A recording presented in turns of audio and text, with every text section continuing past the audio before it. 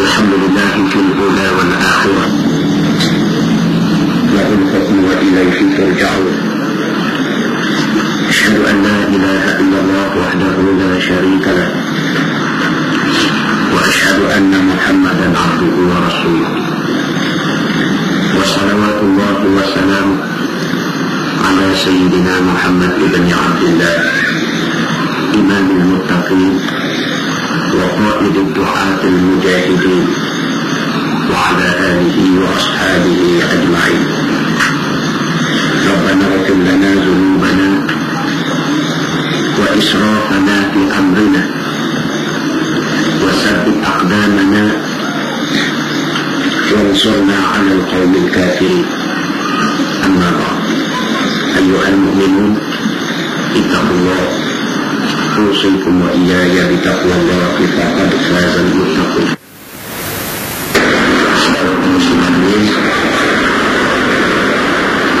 Tuan-tuan dan puan muslimin dan muslimat, mudah-mudahan dirahmati Allah Subhanahu wa ta'ala. Allah berfirman di dalam surah Ali Imran ayat 83, A'udzubillahi minasyaitonir rajim. Afa ghayra dinillahi yabghun wa lahu aslama man fis samawati wal ardh taw'an wa karha wa ilaihi turja'un wa ilaihi yurja'un. Allah sebut di dalam ayat itu, adakah kamu masih lagi nak cuba cari selain daripada Islam sebagai cara hidup kamu? Allah bagi satu question dengan kita, adakah kamu masih lagi nak cuba nak cari satu cara hidup lain daripada yang Allah tunjuk, yang Rasul tunjuk untuk kamu jadikan cara hidup kamu? Sedangkan kata Allah Subhanahu wa ta'ala, walahu aslama man fis samawati wal ardi taw'an wa karha. Sedangkan tunduk kepada Allah segala benda yang ada di langit dan di bumi, sama ada dia suka ataupun secara terpaksa. Semua makhluk yang ada di muka bumi ini, suka ke tak suka ke, benci ke, meluat ke, mesti tunduk kepada peraturan Allah, kepada sunnatullah. Tidak ada kecualinya, tidak ada excuse. Setiap makhluk Allah mesti tunduk pada Allah. Matahari yang begitu besar tunduk kepada Allah. Dia bergerak mengikut schedule, mengikut jadual yang Allah tetapkan. Udara ikut perintah Allah, malam, siang ikut perintah Allah. Semua benda yang ada di dalam alam ini ikut perintah Allah Subhanahu wa ta'ala. Allah kata taw'an wa karha, mereka suka ataupun tak suka mesti ikut perintah Allah. Compulsory. Bukan macam Nabi macam ni. Nabi ni tak compulsory. Saya sikit. Nak dapat poster sampai bukit kayu hitam, sampai Langkawi, mana boleh tak cari jalan ya jalan. Tak compulsory. Dia tak compulsory, dia pilihan. Dia ada masa mai, tak ada masa bukan mai, ada masa pun tak mai. Itu kesen dia. Dan memang manusia macam tu, dalam soal-soal yang melibatkan agama, dia bergerak. Bakhil sekali dia nak belanjakan masa dia untuk datang stand sedikit masa untuk mendengar nasihat daripada Allah, daripada Rasul sallallahu alaihi wasallam. Even sambutan ini diadakan setahun sekali. Setahun sekali pun tak boleh tolak ansur, tak boleh bagi just satu setengah jam. Untuk itu sahaja kita sacrifice masa kita untuk Allah, tak boleh bagi. Kenapa bakhil sangat kita dengan Allah Subhanahu wa ta'ala? Bagaimana kalau Allah bakhil dengan kita di hari akhirat itu? Saudara-saudari muslim dan muslimat yang berhormat sekalian, bukan malah anak-anak. Kita panggil saja itu ada bawah di dalam. Bukan malah kita nak ingat. Kerana manusia ini insan. Kalau dalam bahasa Arabnya insan, rukut dia, kata dasar dia nasia. Nasia makna dia lupa. Insan maknanya pelupa. Sesuai dengan tabiat manusia yang selalu lupa, maka kita perlu beri peringatan pada dia, perlu remind dia, redundantly, berulang-ulang kali kita kena peringat dia, sebab dia selalu lupa. Kita nak ingat setahun sekali, kita tak boleh ingat, susah. Kita minta supaya kita jangan terlalu bakhil. agama yang Allah Subhanahu wa ta'ala anugerah kepada kita semua.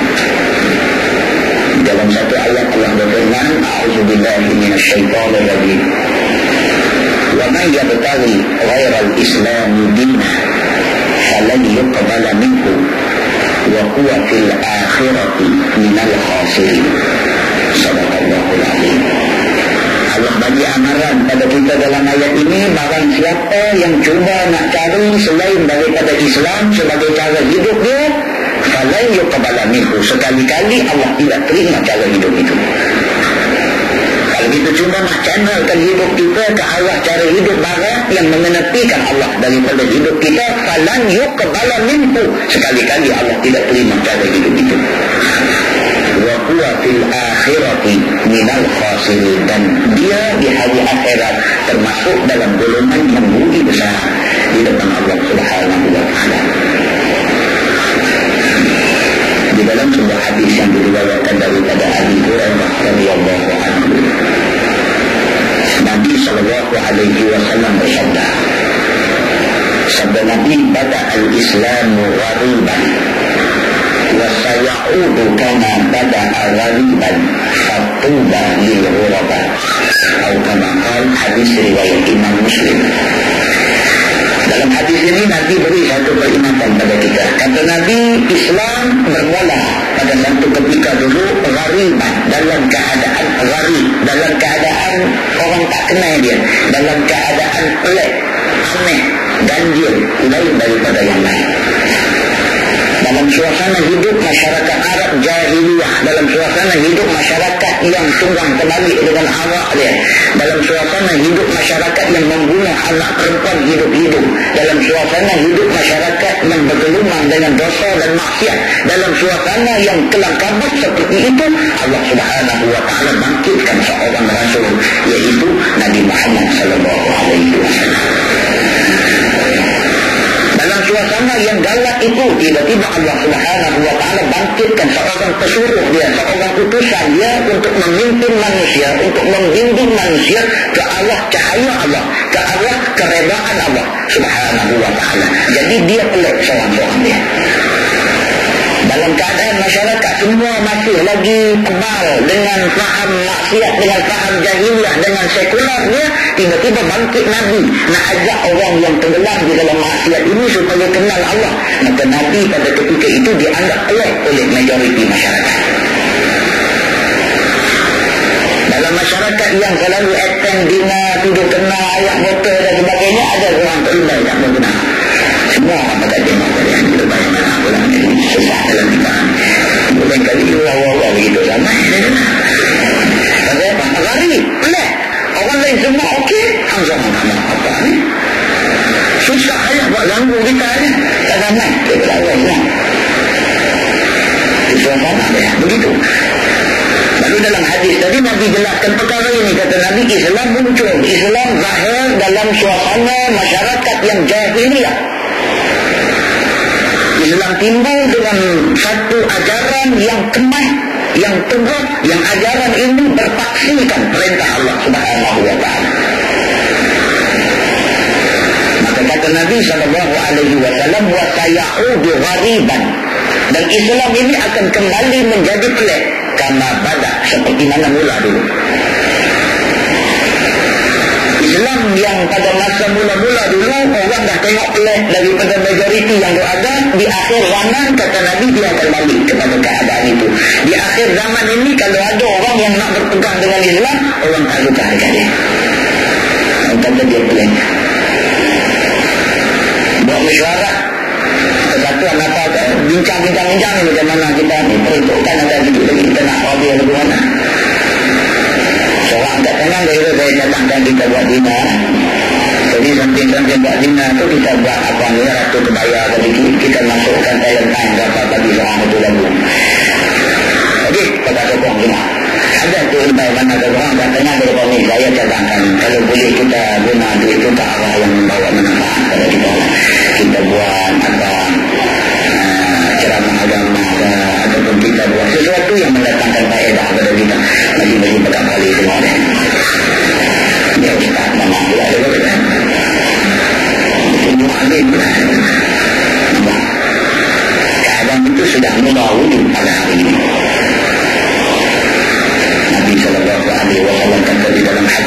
Fatuba lil ghuraba. Berbahagialah orang yang aneh, yang ganjil, yang tak sopan majoriti yang melakukan maksiat ini. Biar dia seorang, biar dia dua orang, biar dalam jabatan dia cuma ada 3 orang saja yang tak sanggup kompromi dengan maksiat, di sisi Allah hak 3 ni lebih baik daripada hak 135 lain. Ini penilaian Allah Subhanahu wa ta'ala. Kita terpulang pada kita nak Allah nilai kita baik ataupun kita nak kawan-kawan kata kita baik. Kalau sekiranya kita nak kawan kata kita baik, Allah kita tak baik pun tak apa, ini satu je. Terpulang. Besok kita kiamat kemudian di depan Allah Subhanahu wa ta'ala. Wa ilaihi turja'un. Kepada Allah sahaja kamu akan dikembalikan. Whoever you are, apa juga pos yang you sandang, apa juga jawatan yang you pegang, wa ilaihi turja'un. Semua balik mati menghadap Allah Subhanahu wa ta'ala. Semua orang sama di depan Allah Subhanahu wa ta'ala. Kita akan sampai pada satu hari yang Allah sebut dalam Quran, yauma la yanfa'u malun wala banun illa man atallaha biqalbin salim. Kita akan sampai pada satu hari di mana pada hari itu tidak boleh memberi manfaat, tidak boleh memberi faedah kepada kita, harta benda kita dan anak pinak kita. Orang tak boleh tolong kita pada hari itu. Yang boleh tolong kita kata Allah, illa man atallaha biqalbin salim. Orang yang balik menghadap Allah dalam keadaan hatinya selamat sejahtera, diserahkan kepada Allah Subhanahu wa ta'ala. Saudara-saudari, tuan-tuan dan puan muslimin dan muslimat yang dihormati sekalian, apa yang kita bagi tahu malam ini datangnya daripada Allah Tuhan Rabbul Alamin. Kalau kita mengambil sikap untuk konfrontasi dengan Allah, yang ruginya kita, Allah tidak akan rugi sedikit pun. Kalau sekiranya kita mengambil sikap untuk tidak memperdulikan apa yang Allah beritahu pada kita, untuk mengenepikan perintah Nabi SAW kepada kita, Allah tidak akan mudarat sedikit pun. Sebaliknya yang akan memikul kemudaratan itu diri kita sendiri di hari akhirat. Bila kita dengar elok-elok apa yang diberitahu oleh Allah Subhanahu wa ta'ala kepada kita dan apa yang diperintahkan oleh junjungan besar Nabi Muhammad sallallahu alaihi wasallam kepada kita semua. Satu hadis yang diriwayatkan daripada Sayyidina Anas bin Malik radhiyallahu anhu.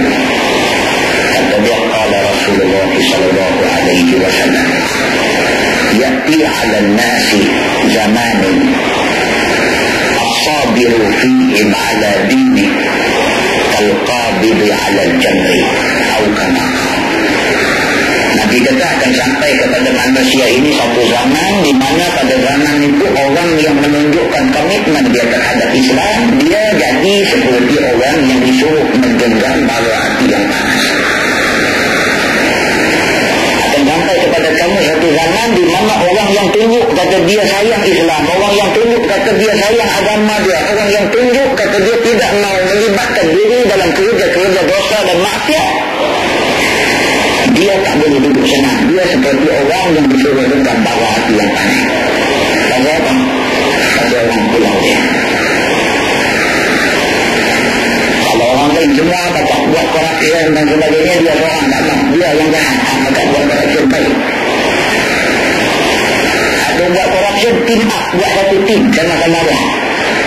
Ni hak tak mau buat korupsi ni jadi orang jahat. Walhal dia lah yang baik, tapi dia jadi jahat. Pasal tak? Pasal tak mau sekali dengan yang buat korupsi. Masing-masing tangkan orang, masing-masing tengok dengan pandangan yang cukup negatif, masing-masing anggap kejadian ini leceh gitu. Masing-masing buat semayang ajak doa, minta supaya dia tak boleh ditambah lah ini zaman yang kita duduk dalam ini, zaman orang pada buat bagian ini. Satu kes jadi di sebelah orang berlatih tempat kita di sana. Satu housing settlement, tahun perumahan, taman perumahan yang besar, tapi tak ada surau. Jadi dapat set up satu ad hoc committee, mereka ni pergi pejabat daerah, negotiate bincang dan sebagainya, minta supaya diluluskan sedikit peruntukan untuk dibina surau di kawasan perumahan itu. Hasil perbincangan dan sebagainya approve. 50,000 surau di kawasan perumahan itu. Bila approve duit RM50,000 untuk dibina surau di kawasan perumahan itu, tiba-tiba muncul satu kumpulan manusia yang juga menjadi penduduk di kawasan perumahan itu yang menentang usaha untuk mendirikan surau. Kenapa dia tak setuju surau didirikan di kawasan dia? Di antara soalan yang dia bagi, dia kata yang pertama, dia kata esok siapa nak pergi mana? Punya soalan dia tanya. Dia kata yang apa galak saya nak buat surau ni, esok siapa nak pergi mana? Dia kata fikir pada dia. Dia memang habis lah, dia pegawai. Dia memang dari pegawai, dia cabang tak mobil. Jadi dia tanya soalannya sesuai dengan dia. Dia kata esok siapa nak pergi, kena fikir pada siapa nak jadi imam, siapa nak jadi tok siap, siapa nak maintain surau kita. Kita bukan boleh tahu semangat buta ya, dia kata. Kita kena fikir, kita kena sembah kemana buat ni. Akhirnya jawatan kuasa ad hoc yang dilantik ini bulat hati, tekad kita tetap akan teruskan usaha untuk mendirikan surau di kawasan ini. Untuk kan sudah lulus, tak cukup kita buat collection. Mereka tak bagi surat. Bukan setakat dia tak setuju surau didirikan di kawasan itu, ambil tanda tangan pula geng-geng yang satu brand dengan dia ni. Ambil tanda tangan, buat petition tak setuju surau dibina di kawasan itu. Cerita orang Islam tadi, bukan cerita orang bukan Islam, cerita orang Islam tak mahu surau ada di kawasan dia. Bagi dia wujud surau itu mengganggu dia. Dengan azan subuhnya tak ni, bila tak ada surau kita tadi mereka pandang negatif dekat kita, dia kalkulit aja lah semua kena dia surau dia tak mahu. Sepatutnya dia kena bersyukur banyak-banyak daripada seorang yang tidak pernah menghampiri tempat-tempat baik seperti surau, kuliah, pengajian dan sebagainya. Mudah-mudahan dengan ada surau dia boleh ubah hidup dia, boleh jadikan itu sebagai turning point di dalam hidup dia untuk berubah. Dan dia tidak melihat perkara ini dengan pandangan positif. Bagi dia benda ini negatif, tak benar. Apa lagi? Jadi pihak yang nak buat juga surau ni, bila petition dah sampai ke DO dan sebagainya, tak setuju buat surau. DO terkata turun buat satu perjumpaan pula dengan mereka ni, tanya mereka yang tak setuju surau ni. DO kata cuba tengok kita hari ni tokoh gundu naik rata jalan, kita nak naik surau sendiri peruntukan dah ada, takkan nak tolak. Mereka bangkit jengkel muka DO sekali. Kami kata tak mau. Kami kata tak mau. Kami bukan main nak bincang, kami nak main abak, kata kami tak mau. Bila kata tak mau lah. Payah je tak. Tak selesai. Perjumpaan itu tujuan untuk menjernihkan keadaan. Nampaknya semakin mengerukkan keadaan. Jadi pihak yang nak didirikan surau ni berbincang dengan orang masjid dan sebagainya, buat baca yasin, minta mudah-mudahan Allah lembutkan hati pihak yang tak mau surau didirikan. Mereka dengar kata puak ni buat baca yasin, mereka pun baca yasin juga. Ni anak-anak tak dia ni, puan dia ni. Dia pun panggil pula ni hadir sign dalam surat petition ni, semua main pun kita pun baca yasin juga. Dia kata, orang tanya dia, apa buat baca yasin? Pasal apa? Kami buat baca yasin supaya Allah Subhanahu Wa Taala menggagalkan usaha bina surau. Sekarang yasin sudah accident sama yasin. Nampak? Itulah cerita kata orang hari ni punya berserabut tentang soal agama, dan tentang itu berserabut juga. Jenis video Pak Bomo kata 18 ni berserabut lama. Ini ni hak serabut yang baru ni. Jenis apa sikiti Bomo, apa sikiti Bomo, apa dia anak-anak Faizah Bomo, ayat perang hati ni pun satu ayat ni. Ni hak yang baru ni jenis yakin pula. Dia nak buat benda tak baik, dia nak menjayakan niat tak baik dia tu pun dia minta menerusi yakin juga. Dari muslimin dan muslimat yang itu memang kena dia fitrah yang berjerubuk. Bukan ramalan cuaca saja berjerubuk, lagi orang pun berjerubuk banyak. Bila Islam nanti belum gambaran tentang Islamnya belum kelabu dan nampak Islam yang dia agama yang macam mana nampak. Itu dalam usaha nak buat supaya juga orang dia nampak ini Islam, agama yang aku terima sebagai agama aku, agama yang mampu menyelamatkan aku, bukan sahaja di dunia, bahkan di hari akhirat, hari yang kekal abadi.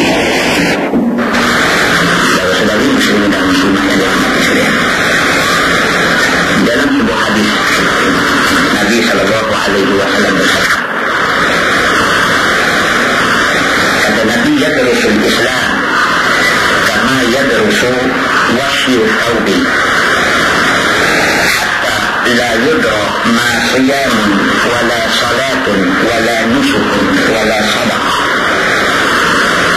ولا يشرع على كتاب الله في ليلة ولا يبقى في الأرض منه آية وتبقى طوائف من الناس الشيخ الكبير والعجوز يقولون أدركنا آباءنا على هذه الكلمة لا إله إلا الله فنحن نقولها.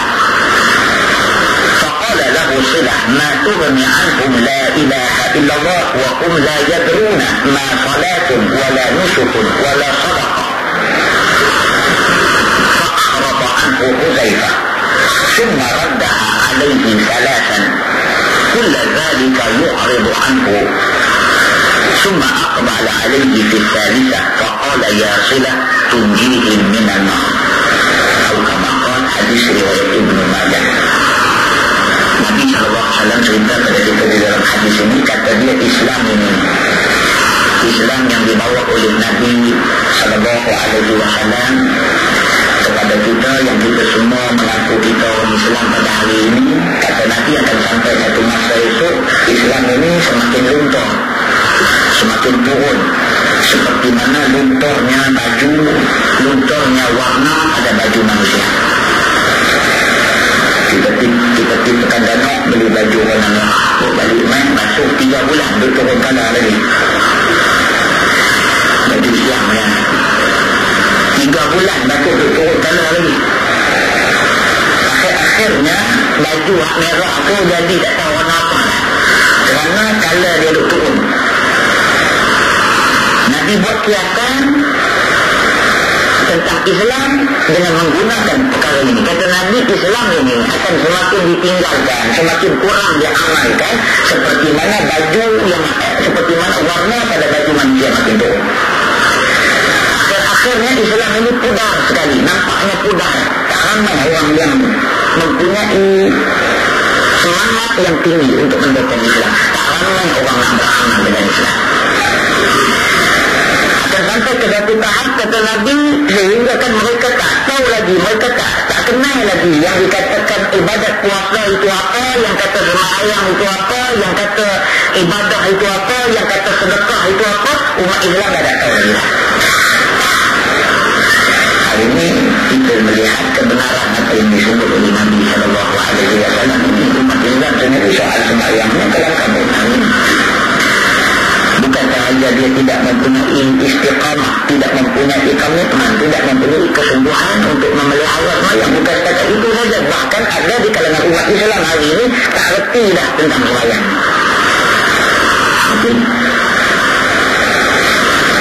Ada di kalangan umat Islam hari ini, kalau sekiranya dia datang ke surau nak berjamaah, tengok orang sembahyang dah, dia balik. Kenapa? Tapi tak reti. Nak jadi makmum yang masbuk untuk tak hati, macam mana aku nak? Ada umat Islam hari ini bila main tengok orang yang dah semayang, dia masuk juga, dia semayang juga. Orang dah duduk atas juga, dia amat duduk sampai dekat atas juga. Kumpul satu hari juga. Tak reti juga. Ada yang pula jenisnya main tengok orang dah semayang dah, dia pun takbir semayang, nampak macam dia masuk, tadi imam bagi dalam, dia bagi dalam juga. Dia kurang satu, dia tak apa nanti imam tanggung. Imam itu duduk melengkung aja, duduk tanggung atasnya. Jadi ini contoh-contoh yang kita bawa, ini kesimpulan yang kita nak abanglah. Orang hari ini jahil tentang ibadat sembahyang yang Nabi kata as-salatu imaduddin. Sembahyang itu tiang agama. Man aqama faqad aqama ad-din. Siapa yang dirikan sembahyang, dia dirikan agama dia. Wa man taraka, siapa yang tinggal sembahyang faqad hadama ad-din. Sesungguhnya dia runtuh dan ranakkan agama dia sendiri. Ini soal yang melibatkan perkara dasar, prinsip, fundamental things, benda yang cukup penting, vital things, benda yang tidak ada tolak ansur dalam Islam. Pun umat Islam hari ini miss dari segi ilmu tentang sembahyang. Apa yang Nabi sebut dalam hadis dia become true, sudah menjadi satu kebenaran hari ini. Apa yang Nabi sebut 1400 tahun dulu. Hari ini kalau kita buat senarai semak, buat satu checklist, kita boleh raih satu-satu. Tidak ada satu benda yang Nabi kata tiba-tiba tak jadi seperti yang disebutkan di dalam hadis ini. Everything come true.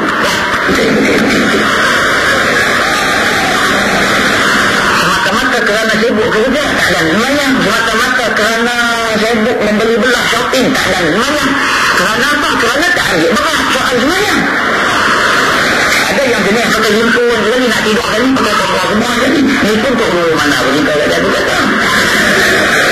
Lagi sekali kita boleh buat kesimpulan conclusion jika orang hari ini mengaku Islam tapi jahil sekali tentang Islam yang dia dakwah menjadi agama dia sendiri. Saudara-saudari muslimin dan muslimat Islam. Begitulah dengan aspek-aspek ibadah lain. Kata Nabi puasa, begitu sekali umat Islam hari ini Nabi kata kam min sha'imin laisa lahu min siyamihi illa al-ju' wal 'atash. Berapa ramai umat Islam di akhir zaman yang berpuasa tapi puasa dia tak dapat apa melainkan lapar dan dahaga. Puasa bulan Ramadan tetapi cakapnya macam tak puasa. Cakap kotak dia dengan semua benda yang tak ada terus dia amalkan walaupun bulan puasa. Ini menunjukkan umat Islam sudah tidak faham tentang ibadat puasa dia. Ibadah dia bersangka yang kata ibadah ini mereka kira zikir, wirid, semayang itu sahaja ibadah. Kerja bukan ibadah. Hidup hari-hari dengan anak isteri bukan ibadah. Apa yang dia buat hari-hari bukan ibadah. Dia anggap ibadah ini semayang, puasa, zakat, haji itu sahaja ibadah. Lebih pada itu bukan ibadah. Maknanya dia sudah jahil tentang apa yang dimaksudkan ibadah itu sendiri. Sedangkan Nabi kata ibadah itu setiap tingkah laku perbuatan apa juga yang kita buat, yang kita base di atas landasan untuk mencari keredaan Allah. Semua itu dikatakan ibadah. Manusia faham. Begitulah dengan soal sedekah. Manusia hari ini bakhil dalam nak beri sedekah. Tapi masih boleh tahan lagi bila ada list kutipan derma dari rumah ke rumah minta dia contribute sikit untuk kita buat majlis maulid lagi. Dia bagi, tapi dia tak terima. Duit tak ada masalah. Ada hak dan mesti bagi bapak. Tanya. Dia kata tak ada sebulan. Dari yang minta dari Nabi 50. Alhamdulillah. Kata malam ni tak nampak main pun. Dia kira benda semua boleh beli. Pahala boleh beli. Agama semua boleh beli. Everything. Ada duit semua boleh jadi. Dia kata. Saya baca dalam satu majalah gila-gila. Di kulit majalah gila-gila tu dia tunjuk orang duk kacau dua-dua dekat nak bulan musim bulan buka dekat mak raya. Kulit majalah gila-gila tu dia duk kacau dua-dua. Kemudian lalu lah dua orang budak-budak di dekat orang duk kacau dua-dua ni. Budak-budak ni kata ada duit semua boleh jadi. Kawan duk kacau dua-dua ni dia kata dua-dua tu tak jadi pun. Apa ada duit?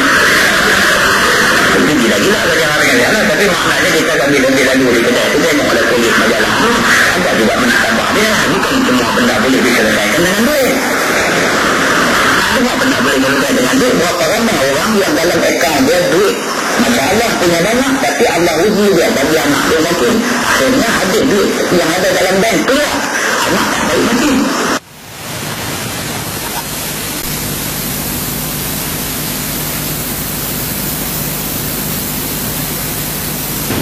Akhirnya habis duit yang ada dalam bank keluar. Anak tak baik sakit.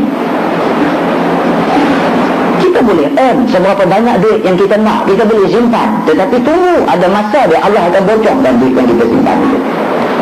Dia bagi kita sakit, dia bagi isteri kita sakit, dia bagi anak yang kita amat sayang sakit. Kita masuk 10,000, dia keluar balik 30,000, berhutang sana sini, bawa tempurung. Allah pun juga kalau dia nak. Dan yang kita ingat kita dah cukup hebat, kita boleh buat macam-macam, Allah tak boleh buat apa-apa juga. Jangan ingat macam tu, Allah boleh buat lebih daripada tu. Iza arada syai'an an yaqula lahu kun fayakun. Kalau Tuhan je nak sesuatu, kun fayakun, jadilah. Tak ada orang boleh menghalang Allah daripada menjayakan apa yang Allah Subhanahu wa ta'ala nak lakukan ke atas makhluk yang ada di atas muka bumi. Ini akidah. Ini soal akidah. Sejauh mana kita mempunyai keyakinan yang gitu, yang solid terhadap kuasa Allah Subhanahu wa ta'ala. Lalu dalam hadis tadi Nabi SAW sebut, kata dia wala yusra ala kitabillahi fi lailah. Apabila manusia sudah tidak reti tentang sembahyang, tentang puasa, tentang sedekah, tentang ibadah, bila sampai keadaan itu, wala yusra ala kitabillahi fi lailah, Allah Subhanahu wa taala akan mengangkat balik kitab Allah yang diturunkan kepada manusia di muka bumi ini di lailah, dalam satu malam. Quran yang dia turunkan dekat kita, yang kita duk hias rak buku kita tapi tak baca tu, dia ambil balik esok. Orang hari ini dengan Quran ini jauh sekali. Itu dah kata oleh kita cek diri kita. Dalam seminggu berapa kali yang kita pegang mushaf Quran buka baca? Berapa kali seminggu kita pegang? Dalam seminggu berapa kali kita baca Quran? Buka baca Quran? Berapa kali? Dalam sebulan berapa kali kita pegang Quran? Dan kita tahu bagaimana kedudukan kita dengan Quran yang diturunkan untuk memimpin manusia ke jalan yang lurus ini. Bila manusia sudah menunjukkan sikap nak menjauhi Quran, Nabi kata wala yusra ala kitabillahi fi lailah, dalam satu malam Allah ambil balik semua Quran ini. Fala yabqa fil ardi minhu ayah, Allah tidak akan tinggal di atas muka bumi ini walaupun sepotong ayat, dia tak tinggal. Aku tinggal pun, hampa tak mau baca, hampa tak mau tengok, hampa tak mau amalkan, buat apa aku tinggal? Aku ambil balik. Aku tidak akan tinggal walaupun satu ayat untuk kamu semua. Kata Nabi SAW, watabqa tawaifu minan nas, pada ketika itu yang tinggal di atas muka bumi ini hanyalah beberapa kelompok manusia, beberapa taifah, beberapa kelompok, beberapa golongan manusia. Yang mereka ini, kata Nabi, asy-syaikhul kabir wal ajuz. Syaikhul kabir, orang tua-tua, wal ajuz, dan orang yang sudah lemah-lemah. Ini saja golongan yang masih lagi menghidupkan masjid dan surau. Syaikhul kabir, orang Arab bila dia kata syekh ni, maksudnya 40 tahun ke atas. Orang Melayu ni, saya kata jumpa kawan syekh semua. Syekh lama tak lama, semua syekh. Orang Arab dia 40 itu dia panggil tempoh matang manusia, natural. Lalu yang tinggal di atas muka bumi yang masih lagi tunjuk nak pergi ke masjid dan sebagainya, kata Nabi SAW, yang pertama asy-syaikhul kabir, orang tua-tua. Yang kedua al-ajuz, golongan yang sudah lemah, tak larat. Kalau larat dia pun pergi disko juga, tapi tak larat, tak bayar. Itu semua. Yaqulun, kata Nabi, golongan tua-tua, golongan lemah ini, mereka berkata, adrakna aba'ana ala hazihil kalimah. Kami sedang-sedang, ibu bapa kami, nenek moyang kami, mereka selalu menyebutkan kalimah ini, la ilaha illallah, fanahnu naquluha. Kami dengar mereka kata macam tu, kami pun kata macam tu. Ni hak tua-tua, hak lemah-lemah, hak pergi semayang di masjid, hak pergi surau, ada jadi penghuni setia surau masjid ini, golongan ni pun rupanya tak aku apa dia. Dia cuma reti sebut la ilaha illallah. Macam mana hang boleh reti? Kami dengar ibu bapa kami, nenek moyang kami dulu sebut, kami sebut contoh mereka. Jenis tak turut aja. Dengan ni yang hangpa buat ni bagaimana tuan-tuan dulu buat lama. Ada keterangan dalam Quran, dalam hadis yang kata benda ni boleh buat, tak boleh buat, ada agak. Apa aku tak tahu lah, jadi tak boleh ikut. Benda ni. Dengan ilmunya tak ada, belajarnya tak mau, kata turut, tikam turut aja. Apa orang buat, kita buat. Kata Nabi di akhir zaman akan tinggal golongan ini. Bila Nabi SAW kata begitu,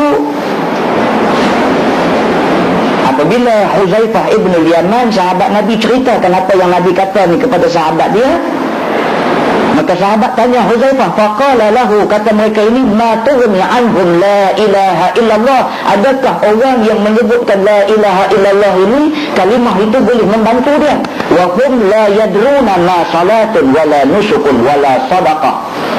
Adakah kalimah la ilaha illallah boleh tolong dia, sedangkan dia tak tahu apa puasa, semayang tak tahu, ibadah tak tahu, semua dia tak tahu. Adakah dia sebut la ilaha illallah, kalimah tu boleh tolong dia?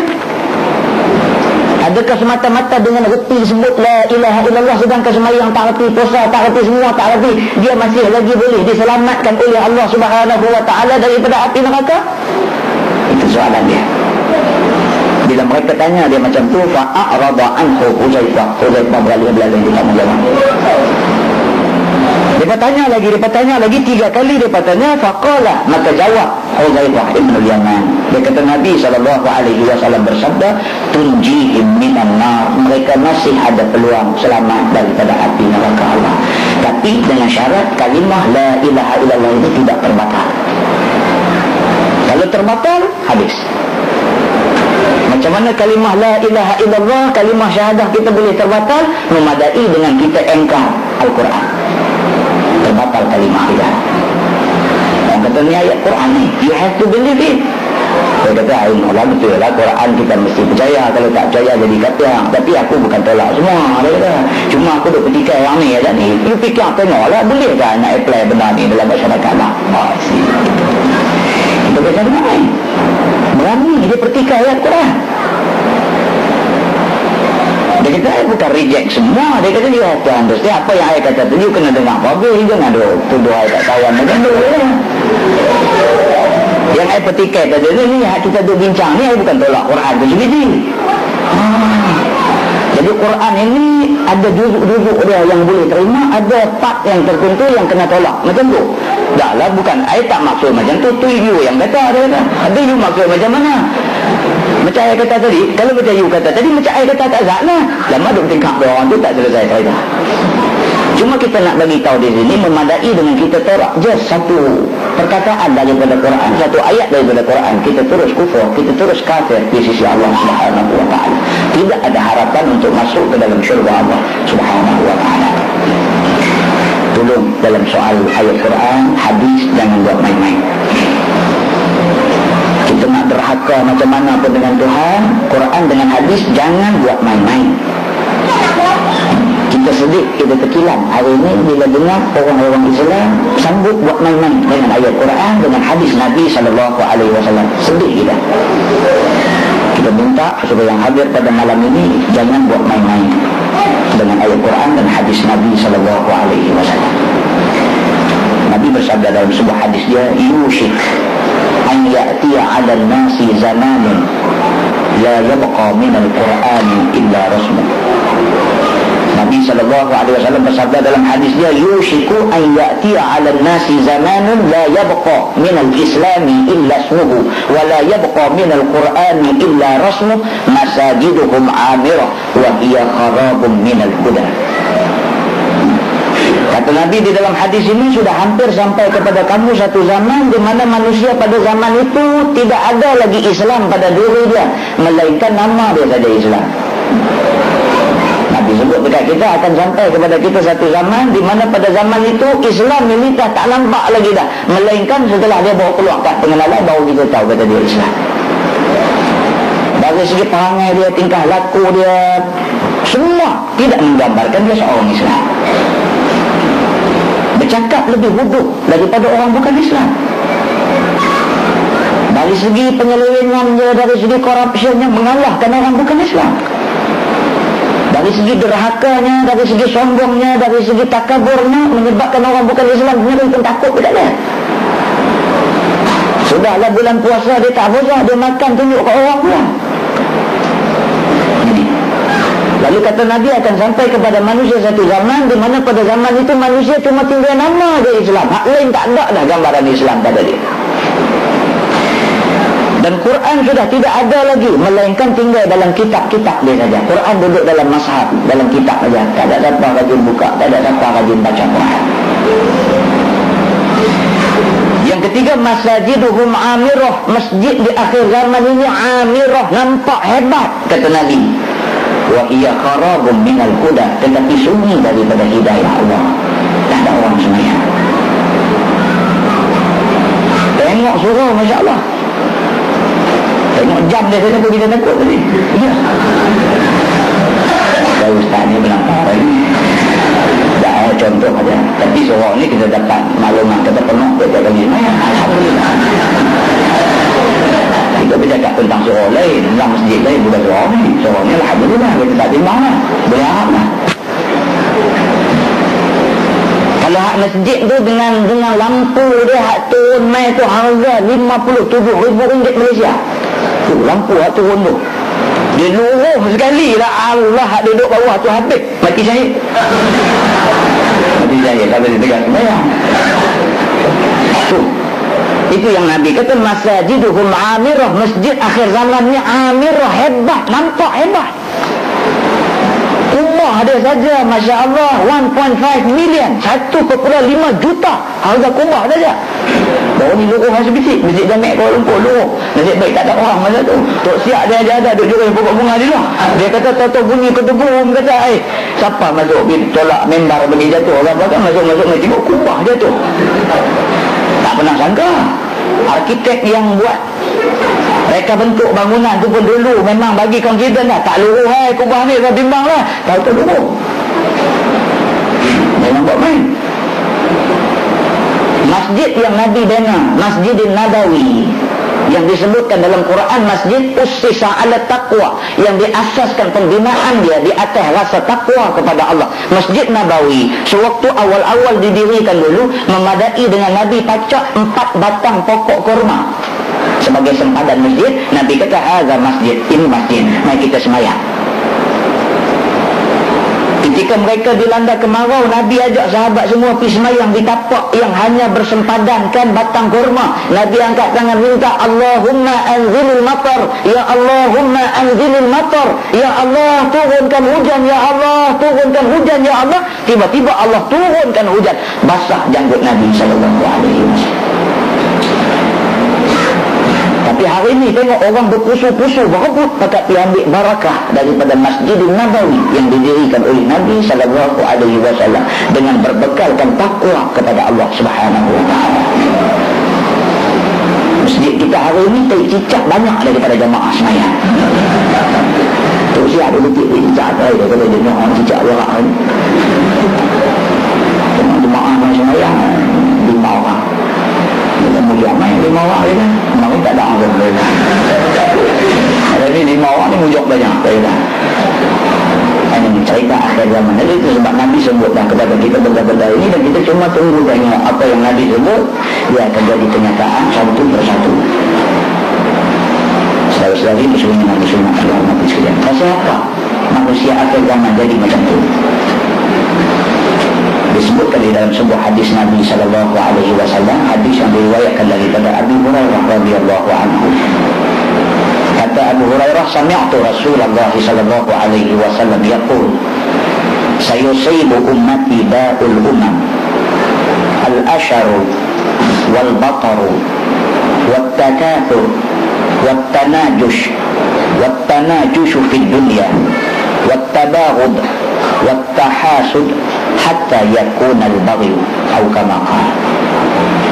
Nabi kata akan menimpa umat aku di akhir zaman ini penyakit yang telah pernah menimpa umat-umat dulu kala. Dulu orang dah kenal dah penyakit ini. Umat Nabi-Nabi dulu dah kenal dah. Tapi penyakit ini akan lagi sekali menyerang umat aku di kemudian hari. Apa penyakit itu? Kata Nabi, yang pertama al-asharu, penyakit banyak seronok. Penyakit yang telah menyerang umat dulu dan telah pun merosakkan umat-umat dulu. Seronok.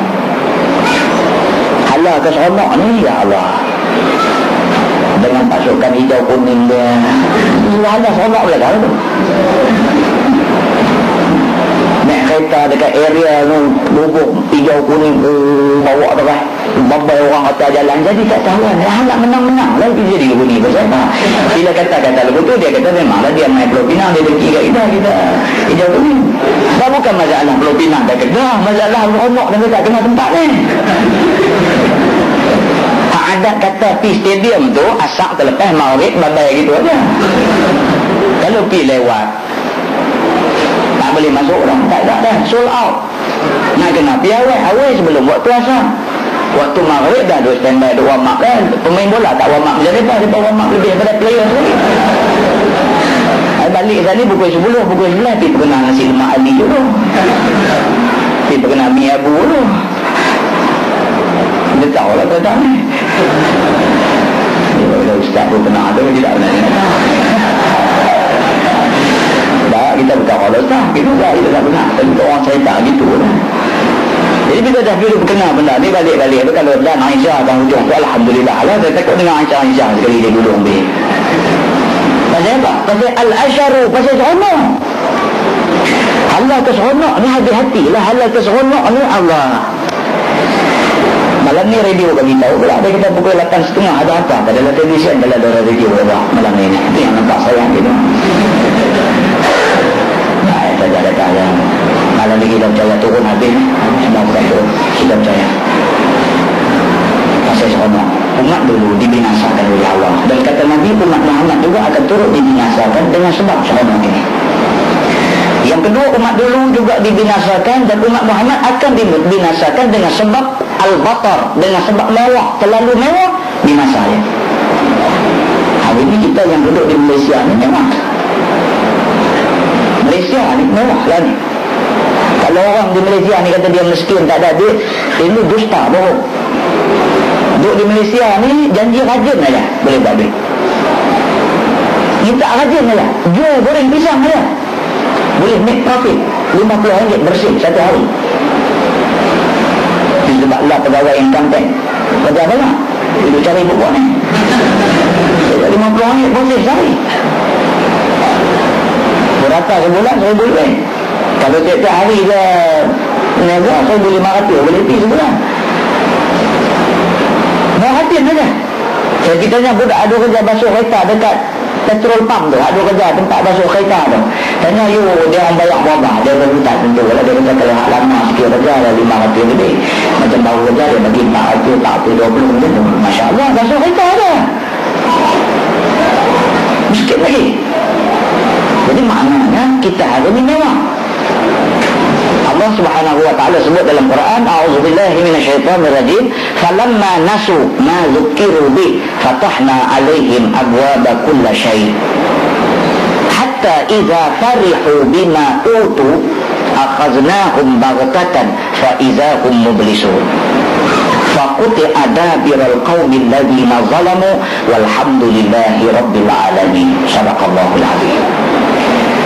Allah sebut dalam ayat itu, apabila manusia lupa kepada peringatan yang Allah bagi dekat dia, apabila manusia sudah lupa pada Quran, sudah lupa pada hadis, sudah lupa pada aktiviti-aktiviti agama, kata Allah Subhanahu wa taala, fatahna alaihim abwaaba kulli syai'. Kami buka kepada orang yang lupa Allah, lupa Rasul, lupa agama ini, segala pintu yang ada di atas muka bumi. Allah buka habis, turun nikmat kekayaan berlimpah ruah kepada mereka ini. Semakin manusia lupa, semakin senang Allah bagi dekat dia. Pelik Tuhan, pelik. Kita kalau orang lupa dekat jasa yang kita buat, kita haram kat dia, tak ada. Tapi Allah ada. Dia kata dalam ayat itu, bila manusia lupa kepada apa yang diperingatkan kepada mereka, kami buka segala pintu nikmat kepada mereka. Hatta iza farihu bima utu, sehinggalah apabila dia tenggelam di dalam keseronokan, di dalam nikmat yang Allah bagi dekat dia, akhaznahum baghtatan, ketika itu kami datangkan kepada mereka azab yang mendadak. Fa'iza hum mublisun, ketika itu manusia menyesal besar di depan Allah. Ini pesan Tuhan deal dengan manusia. Hang tak mau sembahyang, okey, amalkan nikmat aku, carry on. Apa lagi yang hang nak? Anak, aku bagi anak duit, aku bagi duit, anak kereta, aku bagi kereta. Hang nak apa lagi? Manusia tenggelam di dalam nikmat yang dia dapat. Seolah-olah Allah tak ada buat apa dekat dia. Dia rilis diri dia daripada kongkongan Allah. Tapi Allah kata jaga, apabila hang tengah seronok, tengah ralik, tengah tenggelam dalam nikmat ini, akhaznahum baghtatan, sekaligus on the spot kami datangkan azab yang sifatnya mendadak sekali. Bagi kam sekali. Fa iza hum mublisun, ketika itu manusia menyesal di depan Allah. Silakan kita. Umat Islam di Bosnia sudah kenal. Ada satu statement keluar dulu, cerita imam sebuah masjid di Sarajevo. Dia keluar daripada Bosnia sebelum kejadian yang berlaku hari ini. Dia keluar dengan tujuan melancong. Dia pergi ke London. Elok dia keluar beberapa hari, jadi rusuhan kaum dan sebagainya. Akhirnya jadi macam yang terjadi hari ini di Bosnia. Dia tak ada balik ke negeri dia. Dia buat satu statement keluar dalam satu majalah, dia baca dulu ni. Imam sebuah masjid di Sarajevo, masjid besar di Sarajevo. Bila orang interview dia, orang tahu kata dia imam di sana, minta dia bagi pendapat tentang keadaan di Bosnia sebelum kejadian ini. Itu imam ni kata, saya nak abang lebih tak tahu, saya imam di masjid itu. Saya lebih kenal orang Islam yang ada di sekitar tempat itu. Yang saya boleh bagi tahunya, di Bosnia ni nak sembahyang jemaat pun tak cukup. Yang kata Bosnia ni, kita dulu pun tak tahu, tak pernah dengar pun nama Bosnia Herzegovina ni, tak pernah dengar. Sehingga kan apabila keluar dalam majalah, keluar dalam surah Abah, keluar dalam TV, baru kita mula belajar sebut Bosnia Herzegovina sebut. Saya tak pernah dengar. Tak boleh sebut macam mana, sebut tak kenal apa tadi pun tak syak. Nak cakap orang nak kena perhati dan camin sebut bagi benar tu. Kita punya tak tahu, kata ada sebuah negeri nama dia Bosnia Herzegovina yang menjadi jajahan Yugoslavia, sebuah negara komunis. Kalau kita tahu sekalipun, kita tidak akan sangka bahawa di Bosnia ini 40% daripada penduduknya Muslim. Mana 40% daripada penduduk di Bosnia Islam? Sikit bilangan dah ada di situ. Malaysia hari ini statistik paling akhir baru di Jabatan Perdana Menteri keluarkan satu statistik tentang ratio, tentang nisbah penduduk Malaysia. Di Malaysia hari ini nisbah Muslim dan Muslim. Muslim hari ini ada 48%, non Muslim 52%. Hasil banci yang terakhir mereka buat dari tanya di rumah kita hari ini, saya pergi satu kursus Setpol Perdana Menteri Datuk Dr. Malik Hanafiah Imam sebenarnya mereka tak keluar secara rasmi lagi, cuma mereka beritahu hasil yang kita kumpulkan daripada banci penduduk ni sekarang nisbah Islam bukan Islam di Malaysia dan Sabah Sarawak sudah mencapai angka Islam 48 dan bukan Islam 52. Kalau di Bosnia umat Islam 40%, mereka dah kena sembelih hidup-hidup. Adakah kita yang 48% ini selamat kedudukan kita? Itu soalannya. Pun begitu, kita tengok umat Islam hari ini dia tak ubah saja. Jadi tak mau nak cari Tuhan juga, tak mau juga nak mengadu nasib daripada Allah, tak mau minta kekuatan daripada Allah Subhanahu Wa Taala. Jadi macam jadi di Bosnia tu lah, baru duduk kelam kabut nak belajar ambil ayat semayang. Ketika askar Serbia hambat lari naik kereta api, naik tren daripada Sarajevo nak pergi ke tempat lain tu, atas tren tu duk cheers belah harap lagi. Hak Islam ni duk cheers belah harap lagi. Tak berasa lagi kata la haula wala quwwata. Abin, Angkatan Belia Islam Malaysia import mic beberapa orang yang agak-agak kita boleh bantu selamatkan dia. Kita buat satu camp sementara bagi dia duduk di Bangi. Cuba kita tengok macam mana keadaan dia di Bangi lah ni. Masya Allah, mereka ceritakan saya tak pergi tengok sendiri. Mereka kata tu tamu nak percaya pergi tengok sendiri. Pokok Bosnia dia tolong mari sini, bagi dia makan, bagi minum, bagi pakai, bagi dia kesenangan, hiburkan hati dia ni. Petang-petang keluar duduk di laman asrama yang disediakan tu, hak perempuan pakai skirt, pakai izak okok, dia laga baik tu. Yang adik-beradik kena sembelih, yang perempuan kena belah perut, ambil anak bagi makan anjing, yang laki-laki dikejam dengan bentuk inapang pecah kepalanya, otak warna merah ros, anjing main jilat makan, dia tak sedap lagi. Nak kata apa? Saudara-saudari muslimin dan muslimat yang mati sekalian, cadang tak mengenal rahmat di sini juga rahmat apa ya. Bila cakap topik ni dia gerak.